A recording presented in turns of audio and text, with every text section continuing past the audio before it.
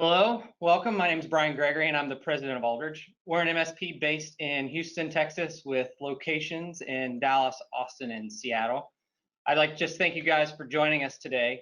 Thought leadership has been a key part of our outreach in the past, and with COVID, we've been forced to get creative with the way that we communicate with our prospects and we communicate with our partners. And so we wanted to put together an event like this that really focuses on the M&A industry, or M&A for our industry, and give you all an opportunity to ask questions of the experts and really get to understand what's going on. We've got some planned discussion points, and I'll work our way through that with our panelists today, but want to make sure that we answer any and all the questions that you have. So please don't wait for the end of the panel today. Ask the questions as soon as you think of them. I'll get those and I'll interject those into the conversation as we go. After the event, you'll receive a survey. Please take just a couple of minutes to fill that out. We want to make sure that we're bringing events that are valuable to you and meaningful, and the subjects are what you really want to talk about. So give us that feedback, and then we'll also send you the recording of this event following it as well. So enough of me talking. Let's introduce the panelists. So first, we have Rick Murphy. He's the CEO of Cogent Growth Partners. We have Rex Frank, the founder and CEO of C-Level Operations, and Patrick Wiley, the CEO of Aldridge. So gentlemen, let's just go around the room real quick. Tell us a little bit about your company and what you do and who you service. So Rick, let's start with you. Hi, everybody. Rick Murphy, CEO of Cogent Growth Partners. We are a now 10-year-old buy-side focused M&A advisory company. We focus exclusively on the IT industry, mostly on the buy side. We do a few things for sell-side people also, but we're really helping IT companies find and meet other interesting IT companies to hopefully bring them together in some form of merger or acquisition. To date, we've done over 125 closed transactions in the IT space and counting. And we got plenty to talk about today. So that's what we do. Awesome. Rex? Rex Frank, founder and CEO of C-Level Operations. Been doing it about 10 years. Our mission is to drive growth and operational excellence through education and continual accountability. We've worked with a little over 450 companies in the last 10 years. And you know, we spend a lot of time training leaders how to run the operational side of the business. And one of the kind of side effects is we've helped a lot of our clients prepare for either to be the buyer in an acquisition and get operationally ready, or to be the seller and get operationally ready to sell. Great. Patrick, how about you? As Brian mentioned, I'm Patrick Wiley, CEO of Aldridge. We're a technology solutions provider in Texas and Washington are primarily where we operate. And we've grown this business, about 75 people, about 185 clients under management. We've grown this business primarily through acquisitions, and we've even done a couple of divestitures of lines of business. So we've got a sort of buy-side approach and lens to look through for today's discussion. Very good. All right, let's get into it. Rick, let's just lead off with giving us a general state of the market as it relates to M&A and specifically COVID's impact on that as well. Sure. So obviously, well, not obviously. So since the turn of the year, we look at the financials and operations of countless companies almost on a daily basis. Different kinds of candidate companies that we do financial modeling on. We have a transaction analysis model that's proprietary to Cogent. And while we're doing that, we obviously get a pretty deep dive into the numbers, of various companies that we're looking at. And we also talk to CEOs of IT companies all the time, whether they want to do something now or do something later, whether they're on the buy side or on the sell side. So we got quite a barometer of interesting IT companies that we have been talking to throughout this entire debacle. We've been calling it the zombie apocalypse event internally, just as a joke, just to lighten the mood a little bit. So interestingly, just across the board, and again, our statistics are probably a little bit skewed only because the companies that aren't doing well probably aren't talking to us. So I don't think we're the best comment about people that are being affected because I just don't think we're chatting with them. But we're chatting with people that aren't or have been affected, but in different ways. And for the most part, first quarter of this year, Q1, everybody was kind of up and to the right, having a pretty darn gangbusters quarter, coming off of what looked like a really good fourth quarter last year. A lot of interesting reasons for that inside the IT technical industry anyways, with Windows and all the other stuff that was going on at the end of the year. Everybody was having a great quarter, and then COVID hit. And some of our clients were even, hey, should we stop doing M&A? Wow, is this all going to just stop? And we actually kept our foot on the gas quite hard. We had already done that previous to this happening, actually, with a lot of marketing initiatives and so forth. But lo and behold, I think it proved that the IT industry is as resilient and evergreen as we all thought it was. For the most part, companies got a little bit of a cash flow hit, giving benevolence to some of their customers, which a lot of them chalked up to marketing expense, if you will, just to keep customers having help people out. A few people did lose some customers here and there from being either acquired or going bankrupt. That was in the very much minority. The majority was 6 weeks, everybody running around with their hair on fire, doing work from home for their own company, doing work from home for their client companies. That certainly slowed down some closings that we were working on at the time. They got moved down the road. But that's a really good sort of comment, and that a lot of stuff just got time shifted. So the companies that were heavily project oriented or product oriented or both, they thought they were going to see deals go away, but they didn't really go away. They got time shifted. And then a lot of them are actually seeing more bidding and have seen more bidding.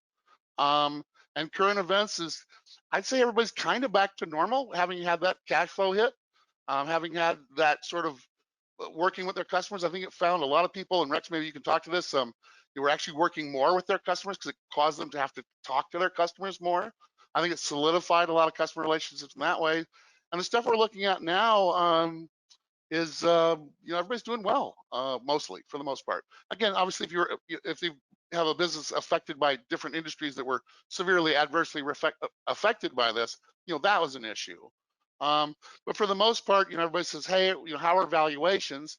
And the interesting thing is, if your company was not harmed by that, then the valuations haven't changed. Our clientele has not woke up today going, hey, I need my money back faster than I used to need it back 6 months ago. That hasn't changed.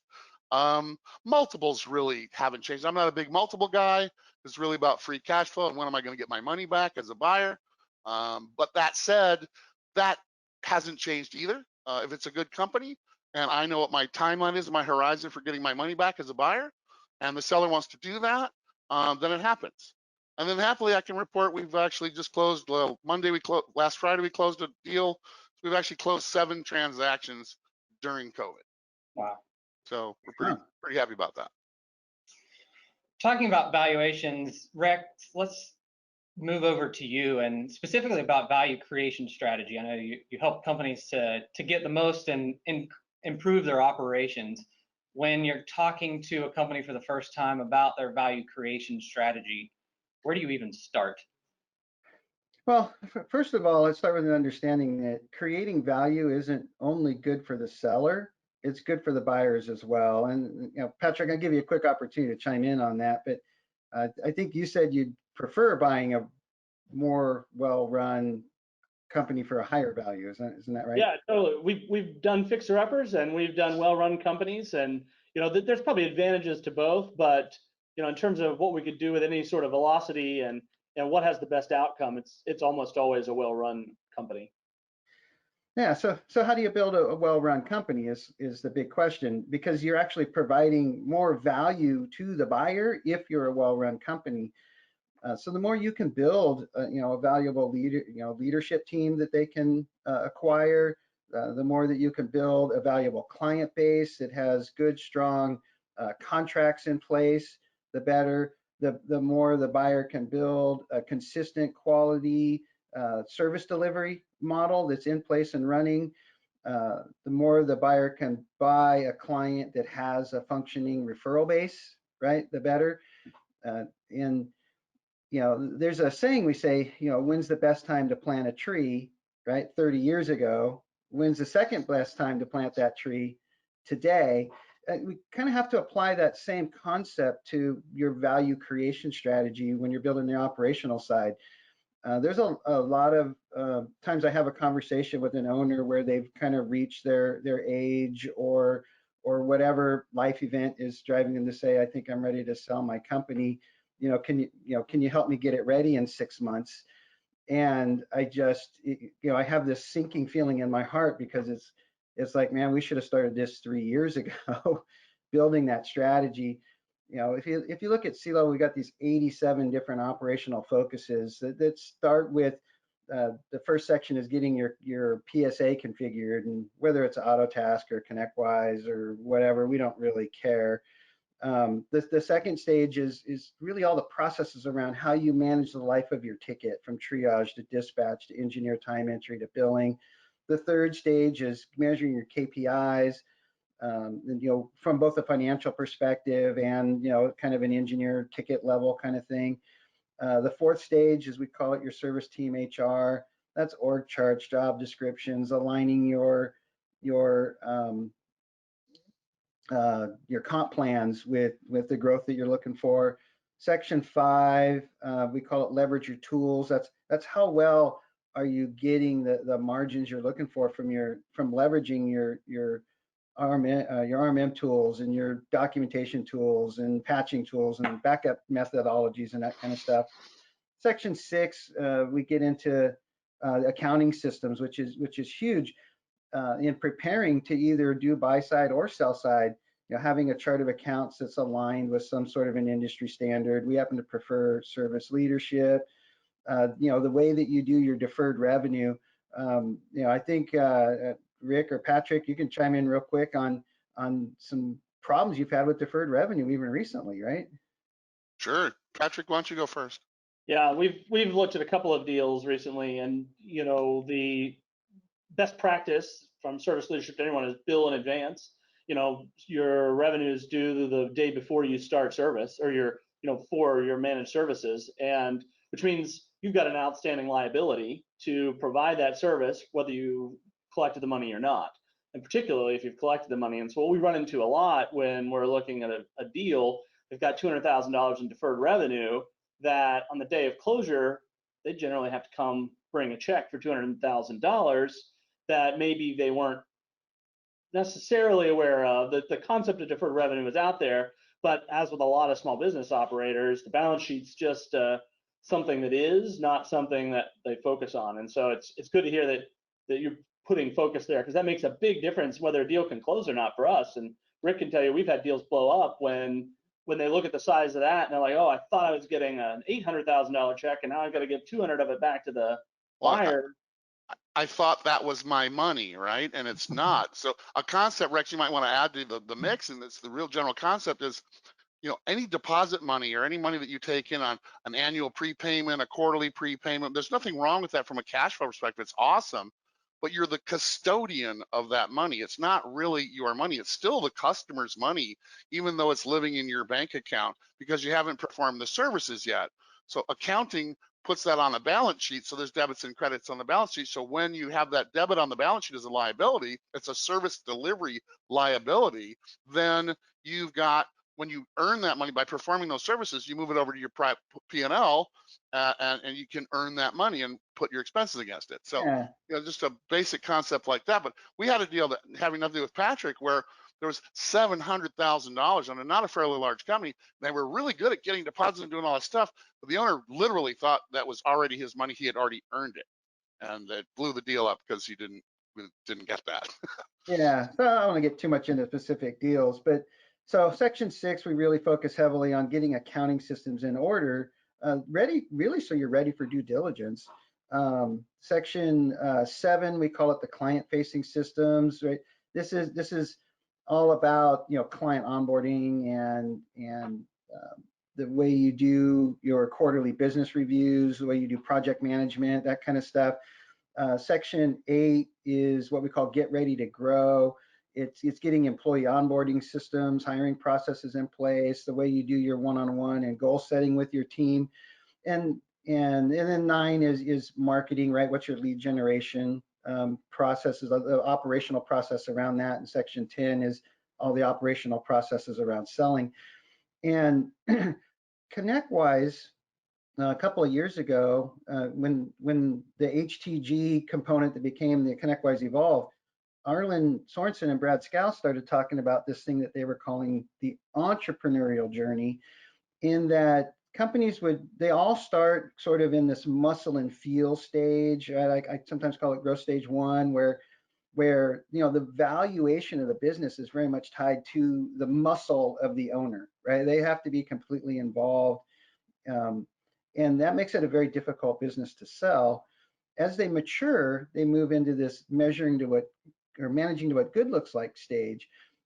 And it's interesting, at C-level, we've never coached a company into that first stage, right? That's we inherit them there a lot, but we'll at least start coaching them into this managing to what good look like.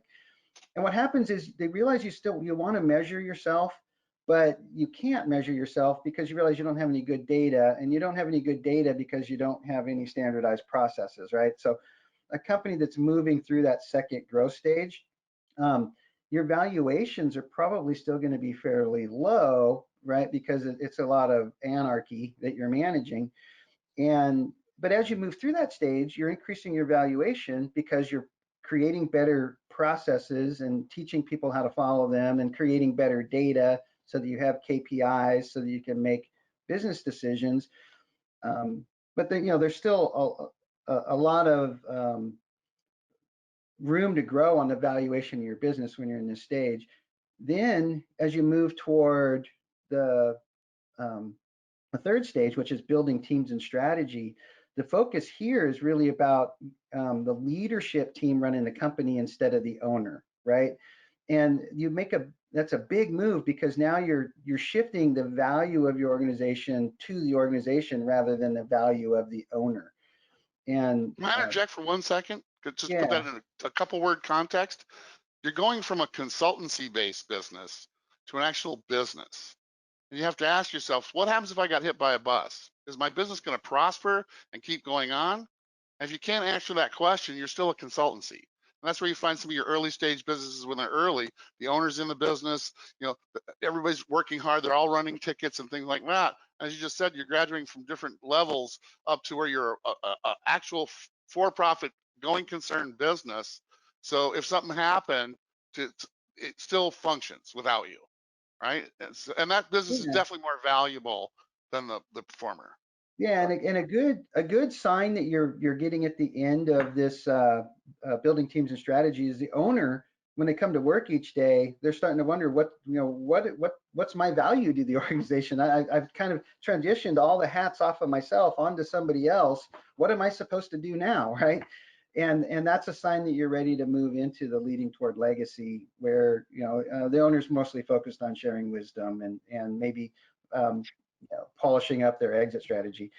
But what we've done at C-level is we've applied that entrepreneurial journey, those 4 growth stages, to what we call the operational journey, where we're evaluating where our clients are in each of those 87 different operational focuses, and what do we need to do to operationally move the company to operating in the next growth stage. And we found you really can't jump stages. You can't move like the way you do dispatch from engineers self-dispatching to a fully functioning team and pod dispatch model, right? You just can't make that jump. You have to live in each stage for a year or two and get to know it, and before you even develop a conscious incompetence, right? You start off with the unconscious incompetence. You don't even know stuff you don't know.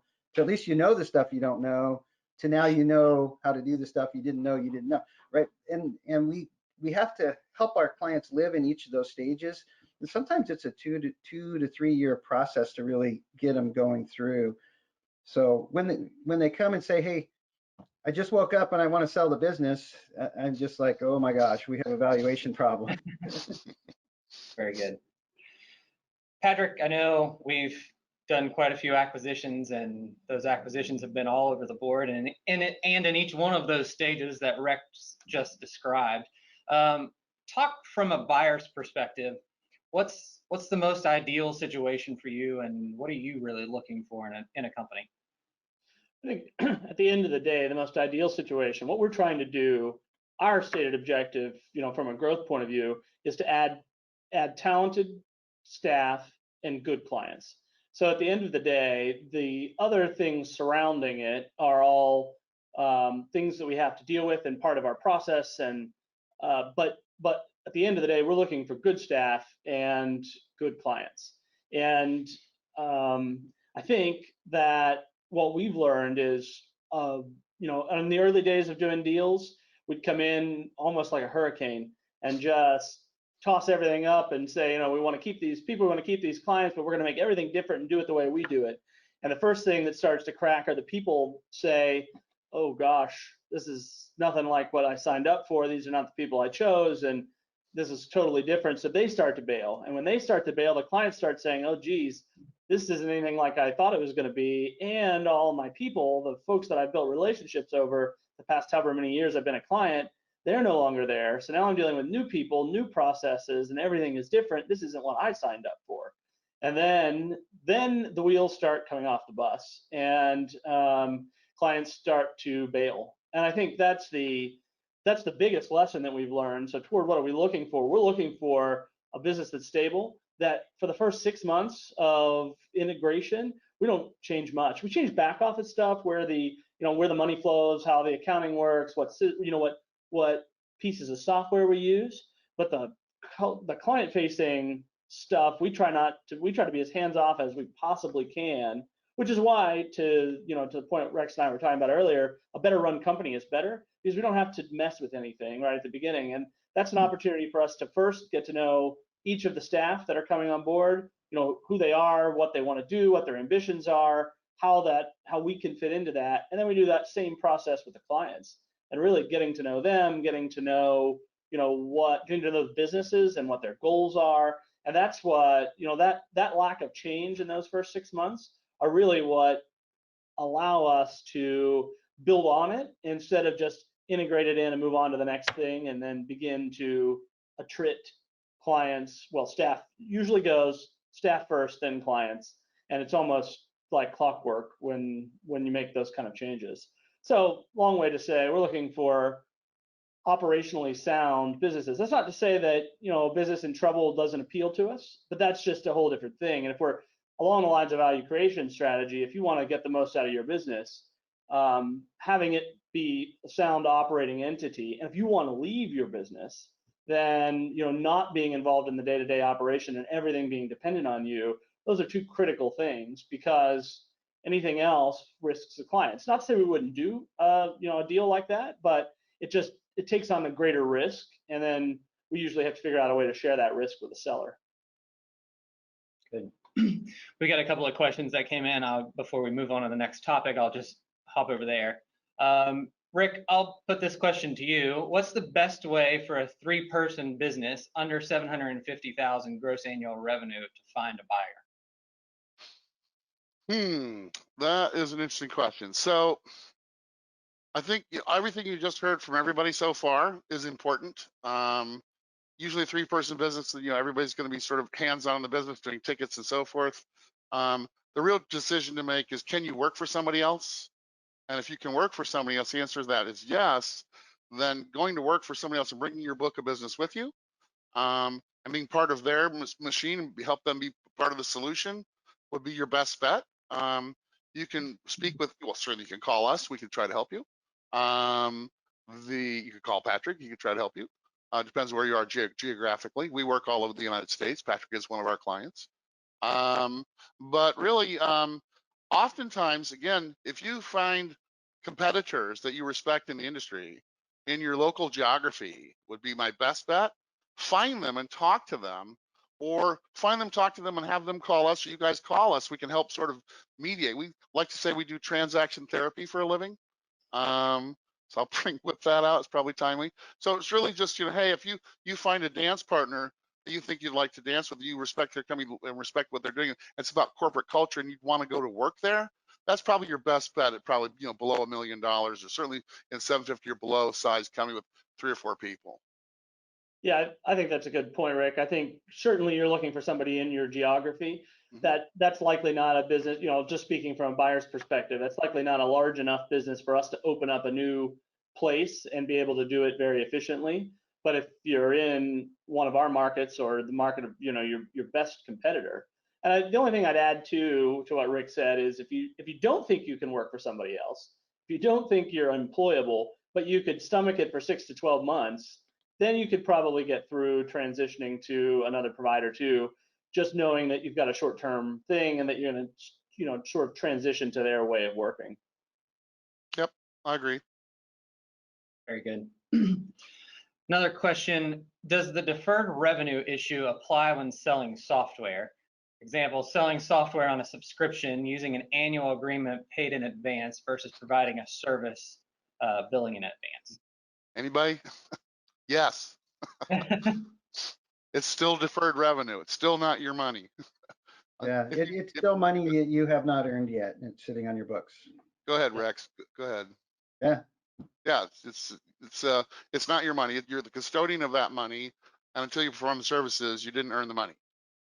So, Yeah, and I can understand why the question comes up and why there's a little bit of nuance to it, because likely on an annual agreement, let's just, for round numbers, you've been paid $10,000, and let's say on a 50% margin, you've paid the software vendor $5,000. So you've squared away with the software vendor. They're going to provide that service. However, the money that you made, the other $5,000, is you only make over the course of that 12 months. So if the buyer comes in halfway through, then the second $2,500 is really the buyer's, or has to be figured into the deal.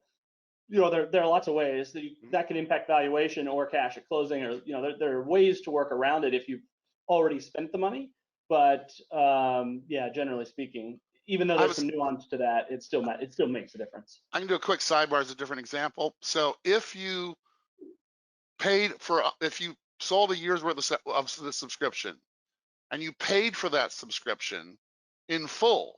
So some people would pay for, I'll say example, I sold an annual Office 365, and I took payment for that annual 365, but I'm paying my bill monthly to Microsoft.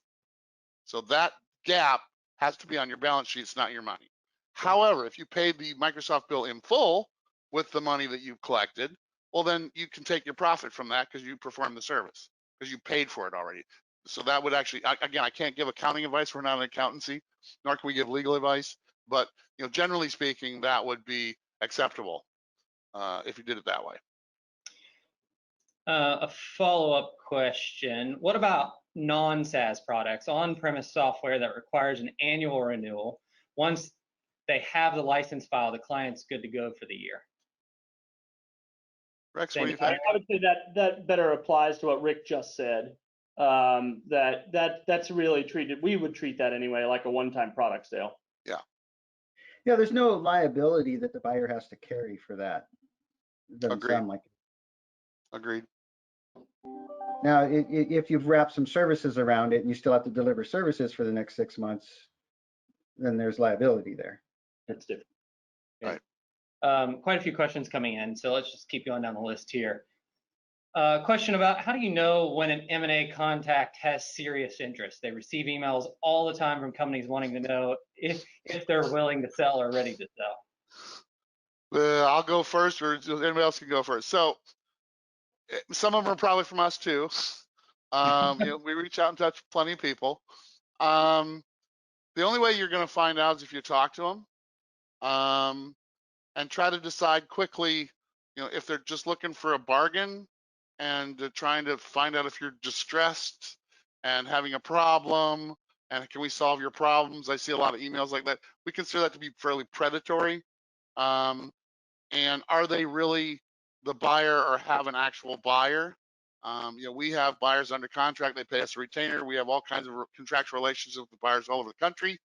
And while we might have not the perfect buyer for you, that's a possibility. The idea is, are they really just spearfishing? Might be a different way to put that, right? Until you talk to them, you're not going to know. Again, looking up their website or what have you, You know, there's lots of brokerages out there. Some of them do a good job. It just really depends. And without conversation, you're just not going to know. Patrick's, Rex, Agree. Yeah, right on. Rick and Patrick, this one's directed directly at you. What are some areas besides deferred revenue where sellers get surprised about the terms of the deal? Patrick, why don't you take that first? And I'll follow up. I can think of a couple. One, when it comes to client contracts. So for us, if you've got nice annual 1 year, 2 year, 3 year contracts, and you've got a proven history of renewal, they're written, they've got an evergreen auto renew process to them. The value of that is higher from a risk perspective. And I make a call out on the risk particularly because the way we generally work, we don't necessarily ding the valuation for a lack of contract, but what we end up doing is shifting the risk off to the seller sometimes. And the way we do that is some form of earnout. That means that contract has to keep coming back and renewing because I have nothing to hold them to it. So we tend to do some performance based. For every dollar I collect, you get this many cents of that dollar on those kind of contracts. So that's probably one of the things that surprises them. Rick, what else do we see? So I just think that, you know, earnouts have such a bad connotation out in the world. And they don't have to end badly. We've done over 100 deals, and there's only a handful that have not really gone well. And even then, it wasn't because the buyer didn't want to pay somebody. It's generally because the seller was sort of in their own world on what they thought was true and wasn't necessarily true. As long as everybody's shooting square and being straight up and being honest, there's a lot of trust building that goes on as well. But I think the surprises are, that it's not biggest surprise. You mean I don't just get a check? And that again, tends to be for more not people that haven't done it before. But generally speaking, there's going to be terms, usually some cash at closing, some form of seller note, maybe some form of earnout, and for a variety of reasons. And none of them are evil intention. No buyer's trying to do that to get over on somebody. In terms of just financials, akin to a deferred revenue thing, just about everything on the balance sheet. Most cash businesses or most businesses, they just don't pay attention to their balance sheet, and it doesn't tie out, and the accounting's not right. A lot of times we'll engage, and they just not expecting sort of the deep dive on the financials and all the sort of Q&A that goes along with understanding, your business. And some people are taken aback with it. I'm not going to share that with you, but I want this much money for my company. So that they're kind of surprised when, before we can do that, we need to get you to know you, and we need to understand your business and why the heck should we do this in the first place. And we have an axiom here at Coaching we call, opportunity first, money last. And focusing on the opportunity means you need to be transparent to the potential buyer. You're under a non-disclosure. They can't go take your clients. They're not going to go take your employees. It just doesn't happen. Even cases where that's kind of happened, people talk to each other. That's the whole point. So I think the big surprise is, you need to be transparent. I think that's a big surprise people just aren't prepared for. Well, I think a lot of times they're not prepared to be transparent. They might not even have the data to answer the questions correctly. Exactly. I think that's right. And oftentimes when we find out later, hey, it took a while to get the financial information in. They just weren't ready. Their numbers weren't right. My accountant's not closed my books yet. I have one guy right now, he does his books quarterly. Interesting. It's actually a pretty good company, and we're okay with that, but you should close your books monthly. Some people, their accountant shows up, once every 2 months and kind of cleans up the books. That's what Rex was talking about. You got to be ready, like every day, like you're going to sell the company today, even if you're not going to do it for 2 years. I think the other thing, sort of leaving the financial, the other thing that people are surprised by is staff. What are you going to keep all my staff, or are you not going to keep all my staff? Rarely do we do a deal where we get to keep 100% of the staff. Technical and service delivery, almost always.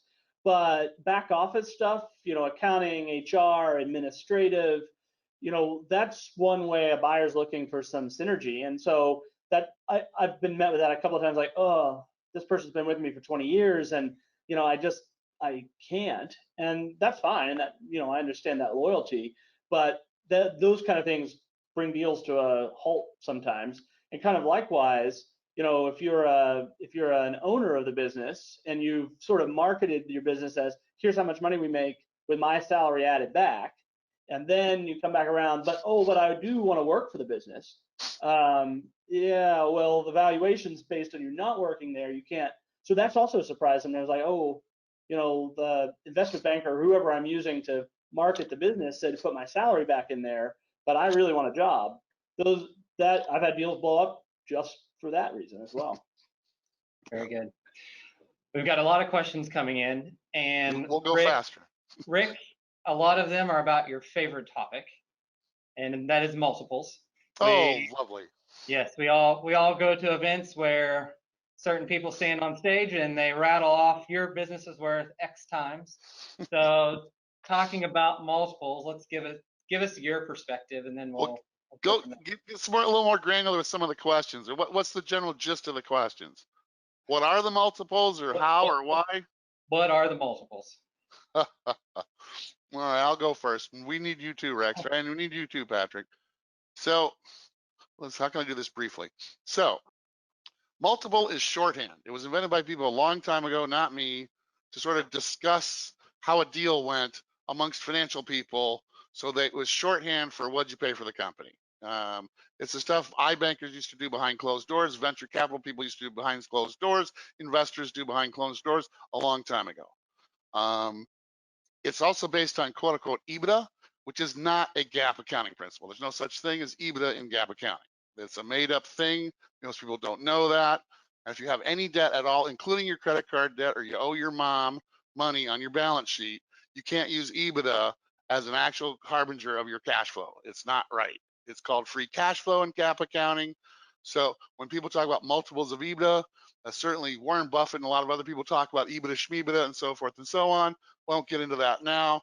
But we're all a big believer in free cash flow. So the idea that that's sort of jargon for free cash flow. If you have zero debt on your balance sheet, you're not doing any kind of debt service, including your credit cards at all, then your EBITDA number that you would calculate the way you calculate EBITDA would be a proxy for your free cash flow. Okay, so there's two different kinds, and I'll go quickly because I could do like days on this. But there's the seller's version of a multiple, and there's the buyer's version of a multiple. Okay, and I'm going to use the ConnectWise deal as a really good example. I'm not going to go book and verse for every dollar, but everybody talked about what the multiple was that Arnie sold his company for, and that was a lot of interesting back and forth on the press. But then they promptly announced a lot of people that were being laid off. I think it was 250 some odd people were being laid off. A couple of divisions were being sort of moved around and shut down.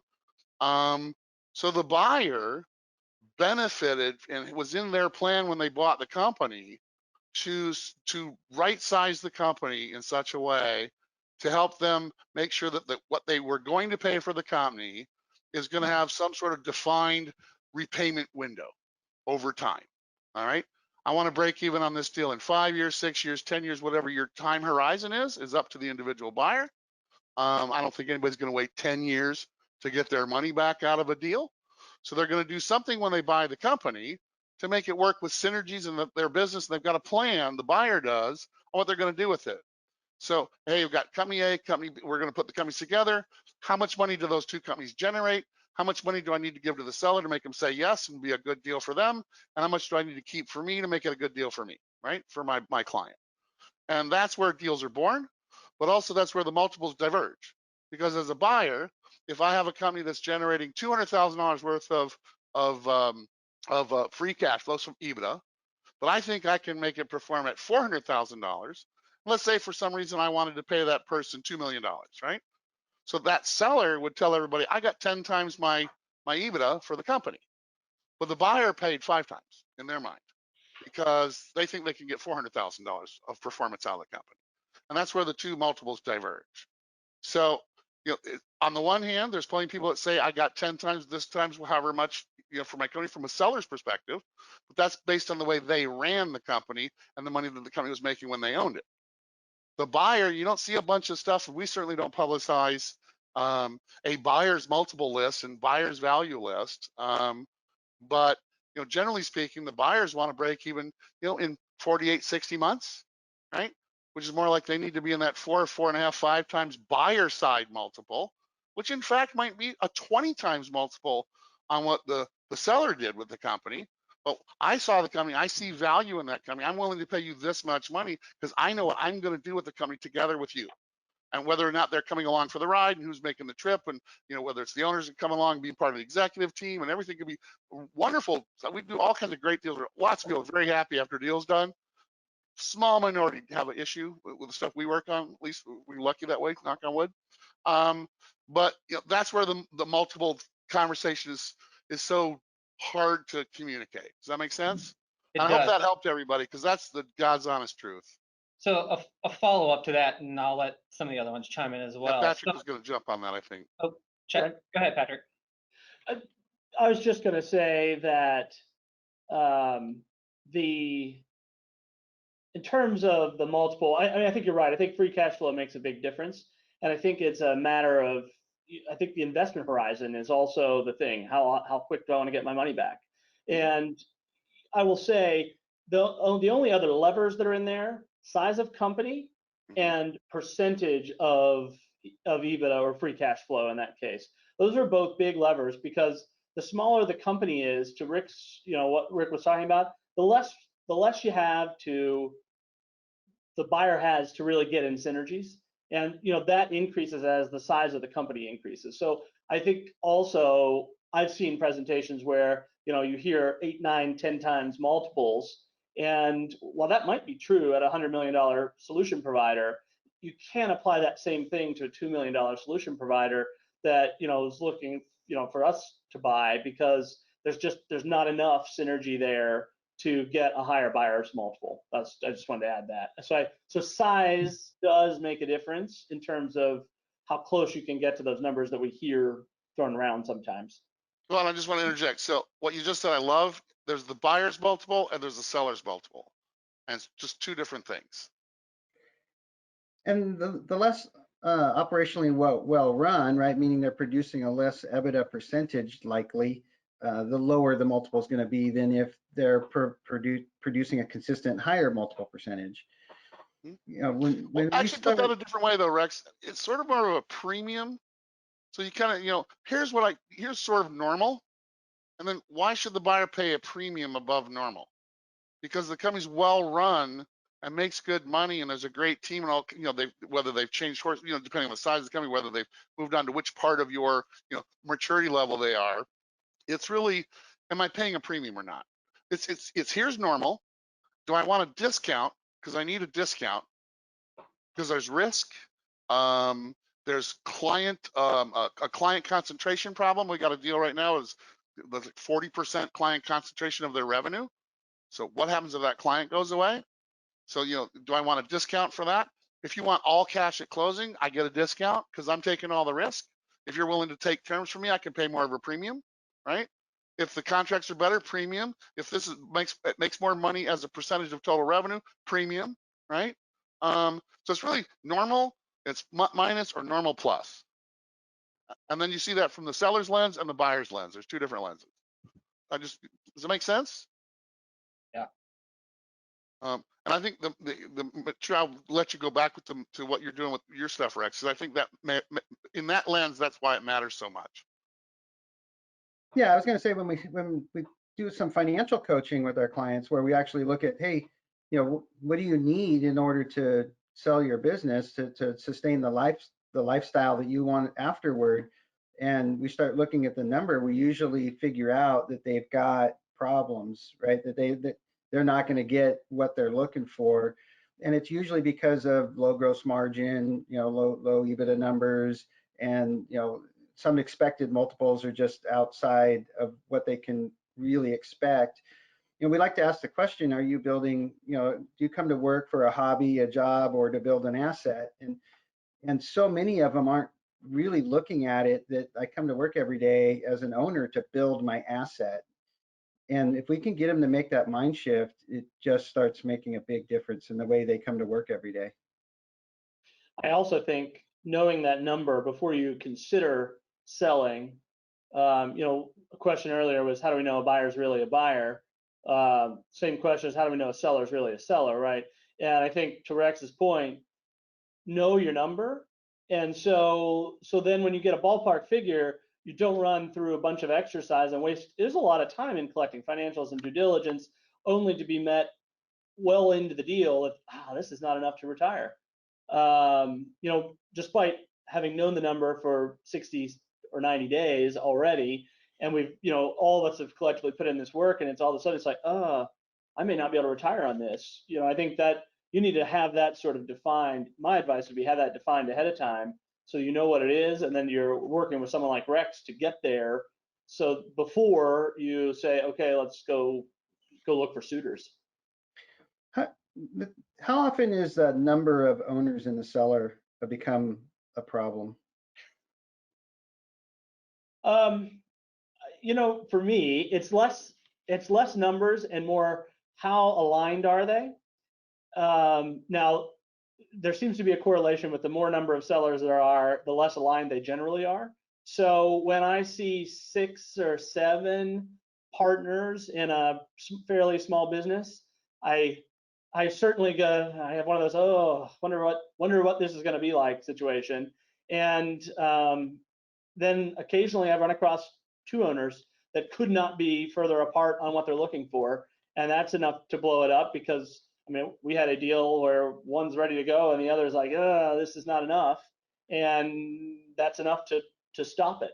So I don't know that it directly correlates, but certainly the more sellers, the more discord is what we've seen, and the more discord, the less likely to close a deal. Well, let me flip that.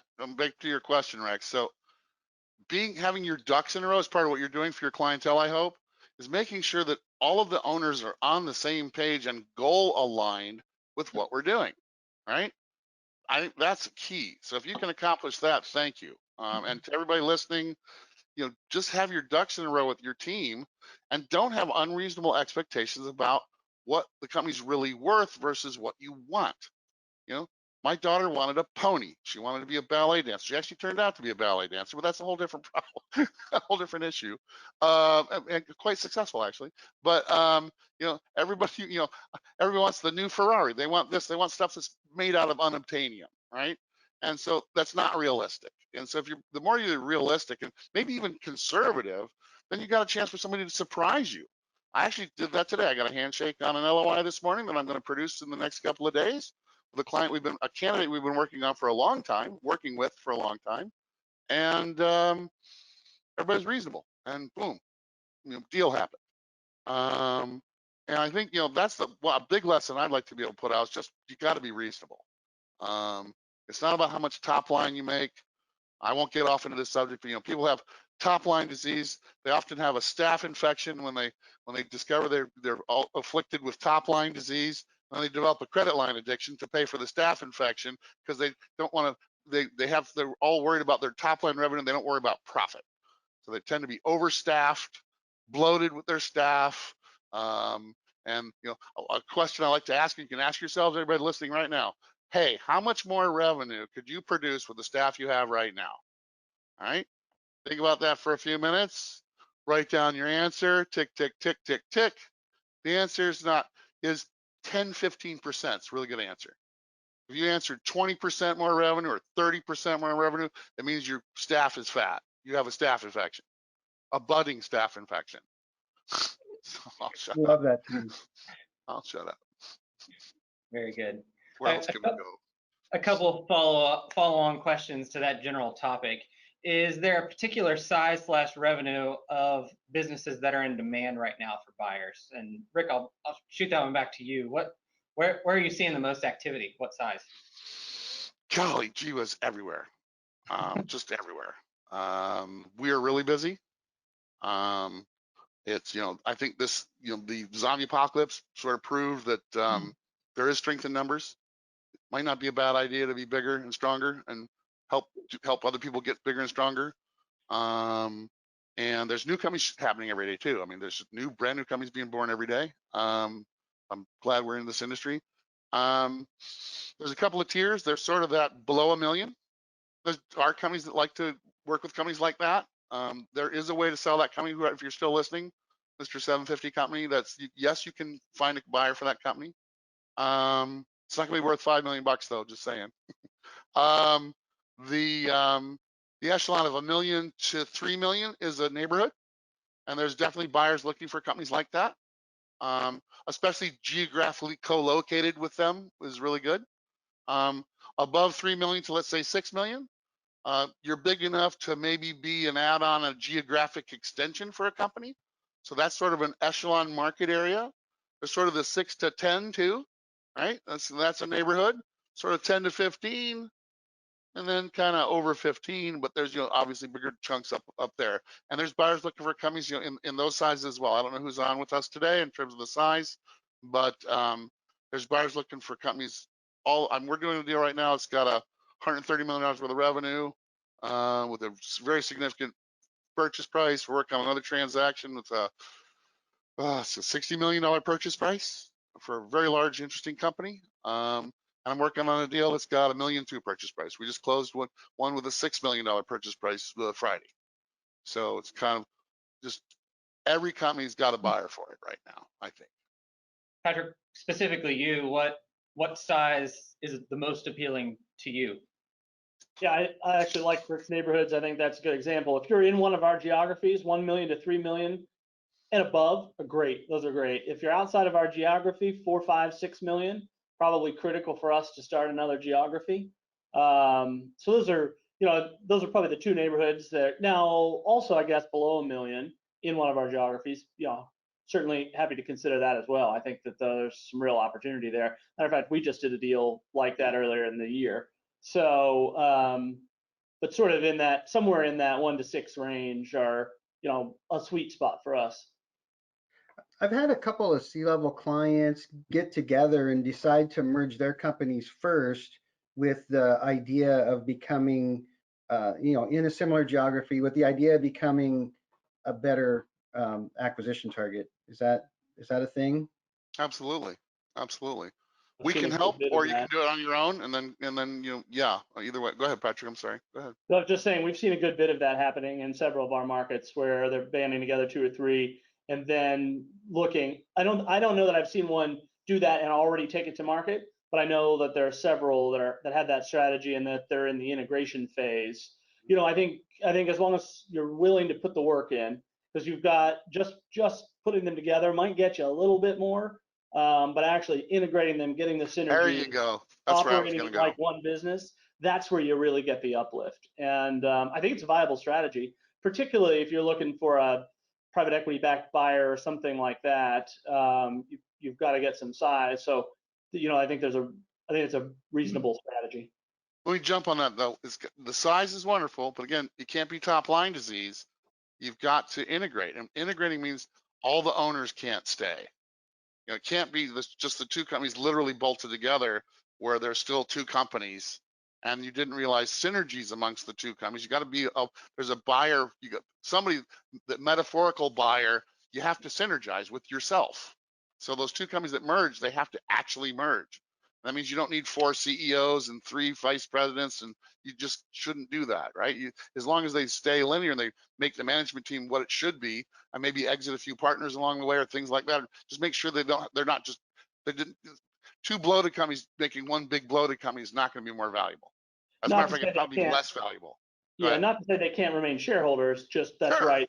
Not everybody can work in the business, or you don't, or you're back to that problem of not getting the synergies to get the uplift that you were hoping to get. Right. Yeah. We're running short on time. We'll run a couple of minutes over here, just try to get in a couple of more questions. But if you guys have questions, please keep sending them in, and we'll make sure that we get those responses to you. We'll also use these questions to help guide the types of topics we talk about in future events. One question that I think is a good one.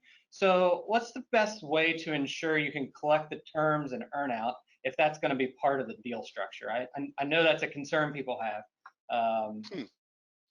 Patrick, you want to go first, and I'll follow up on you? Yeah, this kind of goes back to Rex's comment earlier. When's the best day to plant a tree? 30 years ago. So the best way to get your earnout is to make sure you've got good client relationships and that you are providing good service and that the buyer has every intention of doing that. And and I get this question a lot as a buyer who uses earnout as a strategy, particularly where there's risk to shift. I think it's important to note as a buyer, I want every dollar of revenue that's good revenue to stay. I don't want any of it to leave. And so sometimes I know that there's the thought that maybe they don't really want to pay that earnout. Well, from my perspective, I want to pay every dollar of the earnout. I want to pay you actually more than I budgeted, because our earnouts tend to flex up too if your revenue flexes up for a particular client. So I am interested in paying you what I estimated plus. But I think the best way is build those relationships right, have it in good standing when it gets sold. And I think that's the best chance for revenue. And you've got to make sure the buyer is competent, qualified, and some previous M&A experience. My advice, because the first 4 or 5 deals we did, oh my goodness, we made every mistake you could possibly make and blew it a lot. So if you can help it, you don't want to be somebody's first. And I'll chime in. I think making some of the hard decisions that you've probably put off, making those prior to the transaction is certainly a win-win, because clients don't like change to begin with. And if we acquire the company and then we have to make some unfortunate changes, that's one extra change that the client has to go through that they shouldn't have to, and that should have already been taken care of. So making those changes in advance will certainly help. So let me pile on to that, Brian. So to know you're going to get your earnout means the client relationships have to be transferable, and they can't be owned by one tech. Yep. So making sure that all your techs touch your customers, making sure that no one manager, no one person owns, especially key client relationships, should be the whole company should be servicing them. So the mistake we often see is that they believe their clients love them, they believe their clients are going to stay. But if I have an employee issue with one of the employees who wants to bolt, and they own 20% of the client relationships are with that FTE, then that can be a real problem. So diversifying who owns the clientele and how transferable those client relationships are contractually, but philosophically and just actually, so that you can make sure that that transfer happens. The buyer, as Patrick said, every one of our buyers wants to pay every nickel of that earnout, because they make money on those clients too.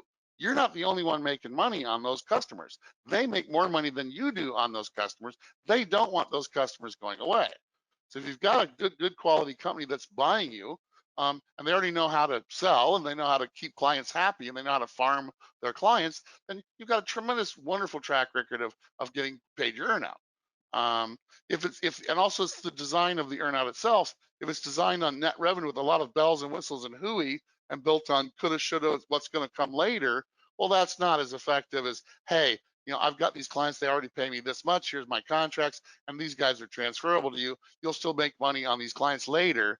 That's more sound structure. So paying attention to the earnout structure and what it's based on is another key to that. Very good.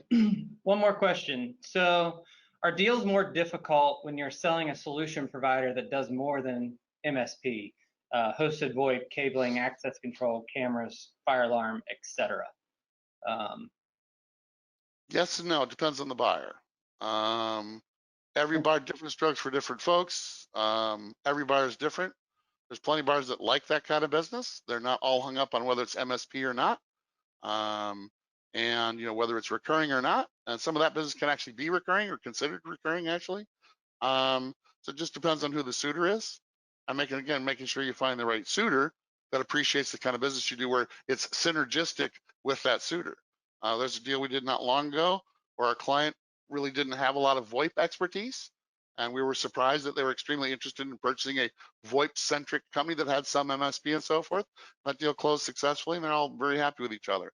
And they're helping that client sell what they know how to do throughout the rest of that customer's enterprise. I think it depends on who's running those divisions or profit centers. If it's the owner that's running all of them, you probably have a problem, would be my guess. If you've got a professional in those places and you've taken the time to grow their leadership, it's probably not a problem. Mm-hmm. Agreed.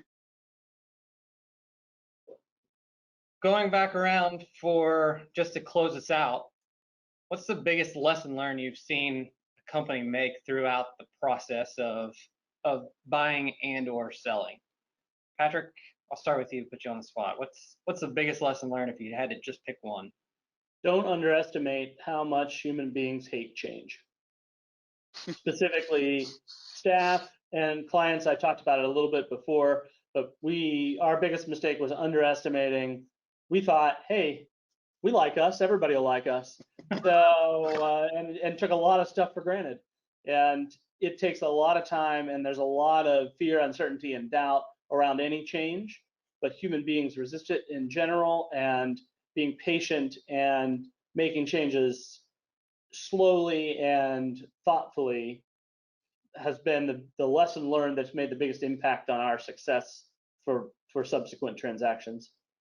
Yeah, to add on to that as well, I mean, maybe touch on the story of the one that told their staff prior to the transaction and about how much people hate change. I mean, oh yeah, I mean, that leads into a little bit of a lesson that if I could tell any seller, really best thing you could do is not tell anybody about the transaction until it's closed, because it just introduces this.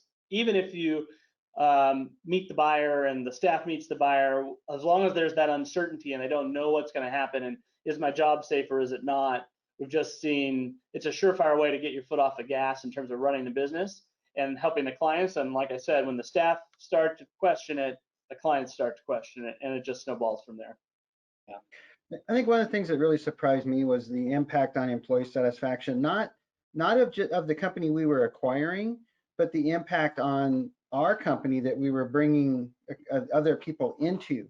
I don't know if I understood the impact of that. We had this simple little thing where I had a little slip of paper. When the engineers would walk into a tech meeting, they'd circle a number 1 through 10 to represent their employee satisfaction. And it was completely anonymous, just circle a number, drop it in the box. We tabulated it and knew our averages. And then we did this acquisition, and we went from an 8 or a 9 average down to like a 5 average. And it took 4, 5, 6 months before that was back up to like a 7, right? And just the importance of keeping the client relationships the same with the people, and not messing with the company you're acquiring, not messing with the people's benefits package or the things that they're used to.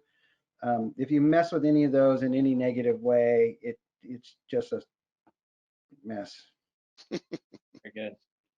Rick, anything to add? All of the above. Just the IT people are the most risk-averse people on the planet, near as I can tell.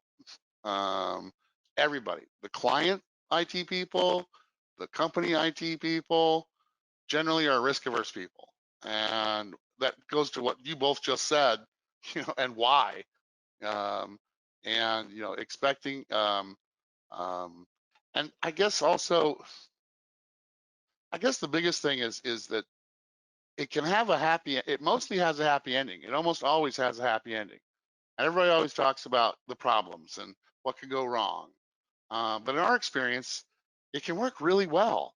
It can be cathartic. We're making millionaires out of owners every month, and then happy employees that are actually happy after a little bit of time, Rex.